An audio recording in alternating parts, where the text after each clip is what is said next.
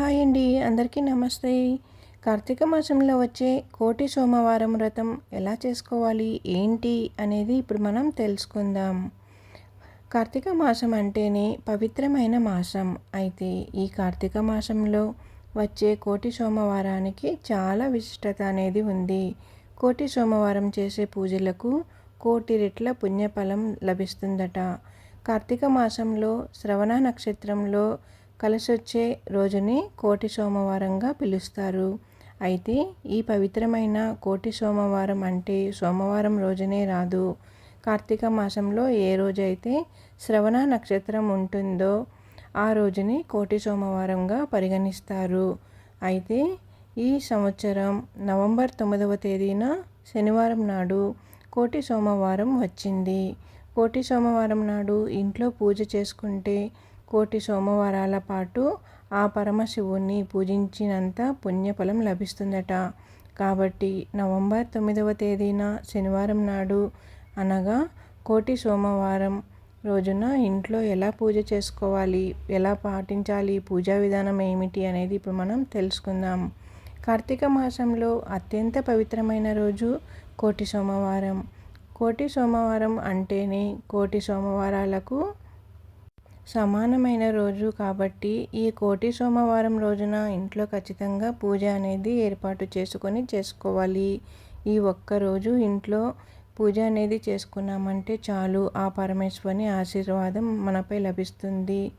స్త్రీలు ఉదయాన్నే నిద్రలేచి చల్లనీటి స్నానం చేసి ఇల్లంతా శుభ్రం చేసుకొని ఇంట్లో పూజ గది శుభ్రం చేసుకొని అలాగే అంతా శుభ్రపరచుకున్నాక పూజ అనేది చేసుకోవాలి. ఇంటి గడపలకు పసుపు రాసి ఇంటి ముందు ముగ్గు వేసుకొని పూజ గదిని కూడా శుభ్రపరచుకొని అంతా కూడా మంచిగా అనేది స్వామివారి మీద భక్తిగా పూజ అనేది చేసుకోవాలి. ఈ రోజున శివునికి ఇష్టమైన పూలతో పూజిస్తే అఖండ రాజయోగం మీ ఇంటికి లభిస్తుంది. జిల్లేడు పూలు, గన్నేరు పూలు, జాజి పూలు లేదా చామంతి పూలతో శివునికి పూజిస్తే కోరిన కోరికలు ఖచ్చితంగా నెరవేరుతాయట.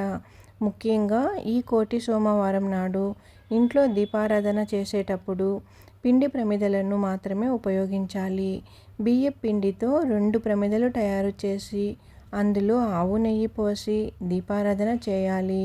పిండి ప్రమిదలు ఎలా తయారు చేయాలంటే బియ్యం పిండి కానీ గోధుమ పిండి కానీ తీసుకొని అందులో కొన్ని పాలు పోసుకొని 2 పిండి ప్రమిదలు తయారు చేసుకోవాలి. ఈ పిండి ప్రమిదలకు కుంకుమ బొట్లు పెట్టి ఈ పూజ గదిలో ఉన్న శివపార్వతుల పటం ముందు ఈ పిండి ప్రమిదలను పెట్టి ఆవు నెయ్యితో దీపారాధన చేయాలి. ఇంకో ముఖ్యమైనదేమంటే మీరు పూజ ప్రారంభించే ముందు మీ పూజ గదిలో కొన్ని అక్షింతలను పెట్టుకోండి. ఇక పూజలో నైవేద్యంగా అరటి పండ్లు లేదా బెల్లం ముక్కను నివేదించండి. చివరగా శివపార్వతులకు హారతి ఇచ్చి ధూపం సమర్పించి 3 ప్రదక్షిణలు చేసే అక్షింతలు తలపై వేసుకొని శివపార్వతులకు నమస్కారం చేసుకోండి. ఈ రోజున చేసే దీపారాధన వల్ల, నదీ స్నానం వల్ల, అలాగే ఉపవాసం కోటి రెట్ల పుణ్యం లభిస్తుంది. కాబట్టి కోటి సోమవారం నాడు స్త్రీలు ఉపవాసం ఉంటే కోటి సోమవారాల ఉపవాసం ఉన్నట్లే. ఉదయం ఇంట్లో పూజ చేసుకొని సాయంత్రం శివాలయానికి వెళ్ళి శివుడిని దర్శించుకొని శివాలయంలో దీపారాధన చేయండి. ఈ కోటి సోమవారం నాడు ఆ పరమేశ్వరుడు ముక్కోటి దేవతలతో కలిసి శివాలయంలో ఉంటాడట. కాబట్టి ఇంతటి పవిత్రమైన కోటి సోమవారం నాడు ఖచ్చితంగా శివాలయానికి వెళ్ళి దీపారాధన చేస్తే ఎంతో పుణ్యఫలం. ముఖ్యంగా 365 ఒత్తులతో దీపాన్ని వెలిగిస్తే సంవత్సరం అంతా దీపాలు వెలిగించినంత పుణ్యం లభిస్తుందని పండితులు చెబుతున్నారు. శివాలయంలో ఉండే గోపురం వద్ద కానీ ధ్వజస్తంభం దగ్గర కానీ దీపారాధన చేస్తే చాలా పుణ్యఫలం. అలాగే దేవాలయంలో ఉండే రావి చెట్టు దగ్గర కానీ ఉసిరి చెట్టు దగ్గర కానీ దీపారాధన చేయవచ్చు. గుడిలో దీపాలను వెలిగించడం కుదరని వారు ఇంట్లో పూజా మందిరంలో కానీ తులసి కోట దగ్గర కానీ దీపారాధన చేసుకోవచ్చు. ఈ కోటి సోమవారం నాడు శివాలయంలో ఉండే విభూదిని పెట్టుకుంటే ఆ పరమేశ్వరుని ఆశీర్వాదం ఖచ్చితంగా కలుగుతుంది. శివాలయంలోకి అడుగుపెట్టగానే శివునికి ఎదురుగా నందీశ్వరుడు ఉంటాడు. కాబట్టి ఈ కోటి సోమవారం నాడు నంది కొమ్ముల మధ్య నుండి ఆ పరమేశ్వరుణ్ణి దర్శించుకున్న వారికి జన్మజన్మల అదృష్టం అనేది కలుగుతుంది.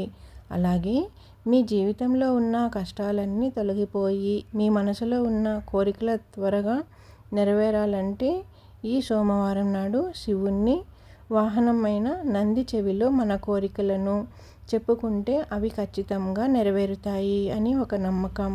అలాగే ఈ కోటి సోమవారం నాడు శివాలయానికి వెళ్ళి ఓం నమః శివాయ అనే మంత్రాన్ని 21 సార్లు జపిస్తే కోటి జన్మల పుణ్యం లభిస్తుంది. ఈ కోటి సోమవారం నాడు ఎవరైతే శివాలయానికి వెళ్తారో అలాంటి వారి జీవితంలో ఎలాంటి కష్టాలు లేకుండా ఆ పరమేశ్వరుడు వరమిస్తాడట. అన్నిటికన్నా ముఖ్యంగా ఈ కోటి సోమవారం నాడు శివుడికి అభిషేకం చేస్తే అనంత కోటి పుణ్యఫలం లభిస్తుంది. ఆవు పాలతో శివుడికి అభిషేకం చేస్తే మీ కుటుంబానికి సుఖ సంతోషాలు కలుగుతాయి. చెరుకు రసంతో అభిషేకం చేస్తే మీకున్న డబ్బు కష్టాలన్నీ కూడా తొలగిపోతాయి. తేనెతో శివుడిని అభిషేకం చేస్తే మీ ఇంటికున్న దరిద్రం అంతా కూడా తొలగిపోతుంది. మీ కుటుంబానికి ఐశ్వర్యాలు లభిస్తాయి. బిల్వ పత్రాలతో శివునికి అభిషేకం చేస్తే ఆ పరమేశ్వరుడు ఎంతో సంతోషించి మీ జీవితంలో ఎలాంటి సమస్యలు లేకుండా ఉంటాయి. మీరు ఏదైనా ఒక ఇల్లు కట్టాలి, కొనుక్కోవాలి అన్న కోరిక కానీ మీలో ఉంటే కానీ కాస్త గరికను తీసుకొని నీటిలో వేసి ఆ నీటితో శివుడికి అభిషేకం చేస్తే మీ సొంతింటి కల త్వరగా నెరవేరుతుంది. త్వరలోనే భూములు కొనే అవకాశం కూడా మీకు లభిస్తుంది.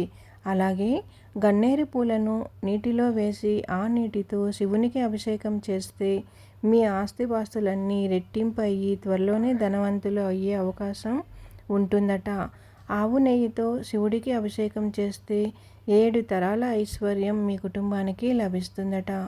పసుపు నీటితో అభిషేకం చేస్తే ఎలాంటి అనారోగ్యం సమస్యలు లేకుండా జీవితాంతం ఆరోగ్యంగా ఉంటారట.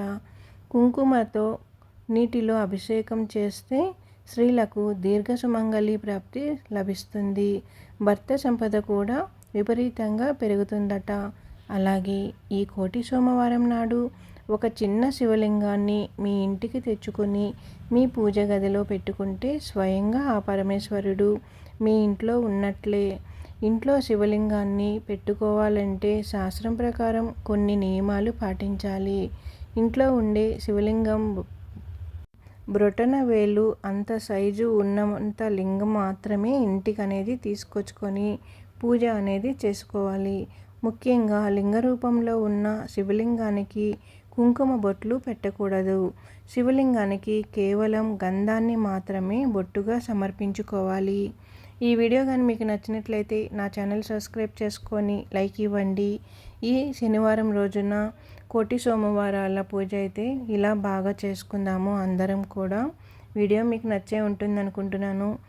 నేను ఇంకొకరి దగ్గర విని మీకు తెలియజేస్తున్నాను. నేను తెలుసుకున్నది ఇంకో నలుగురికి తెలియజేద్దామని చెప్పి ఈ వీడియో అయితే చేశానండి. వీడియో నచ్చుంటే కానీ ఛానల్ సబ్స్క్రైబ్ చేసుకొని లైక్ ఇవ్వండి. ఓం నమః శివాయ, ఓం నమః శివాయ, ఓం నమః శివాయ.